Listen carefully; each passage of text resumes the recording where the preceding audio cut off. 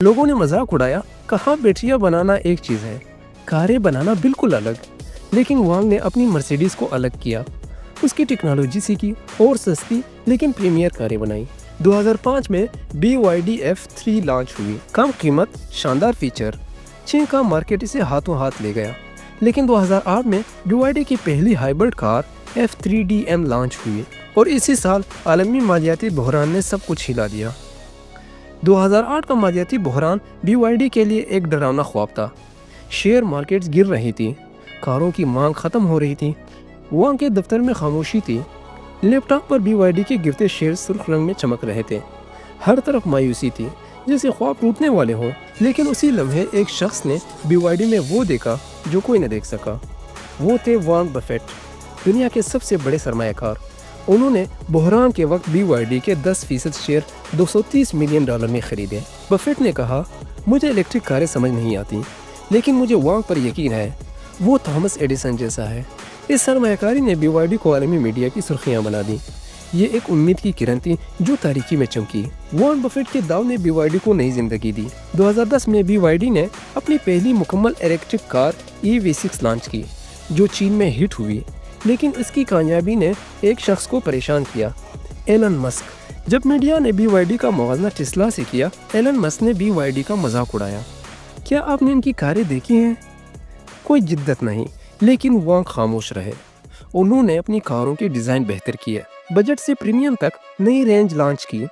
BYD की कारें $10,000 से शुरू होती थी, जबकि टेस्ला की सबसे सस्ती कार $44,000 की थी। वांग ने आम आदमी के लिए इलेक्ट्रिक कारें मुमकिन बनाई। BYD की सबसे बड़ी जिद्दत थी ब्लेड बैटरी, एक ऐसी बैटरी जो 60% कम जगह लेती है, गर्मी कम करती है और फटने का खतरा न होने के बराबर। ये बैटरी टेस्ला समेत दुनिया की बड़ी कंपनियों की पसंद बन गई। BYD अब जनूबी मशरकी एशिया, ऑस्ट्रेलिया, यूरोप में फैल रहा था। एक कंपनी जिसका नाम कोई नहीं जानता था, अचानक मार्केट पर छा गई। 2024 में BYD ने टेस्ला को पीछे छोड़कर दुनिया की सबसे बड़ी इलेक्ट्रिक व्हीकल कार कंपनी का ताज अपने सर सजा लिया। एलन मस्क, जो कभी BYD का मजाक उड़ाते थे, अब खामोशी से इसकी तारीफ कर रहे हैं। ये एक गरीब लड़के की फतह थी जो ख्वाबों से हकीकत तक पहुंचा। लेकिन क्या ये कहानी सिर्फ कामयाबी की है? नहीं, BYD की तरक्की के साथ एक तारीखी पहलू भी जुड़ा हुआ है।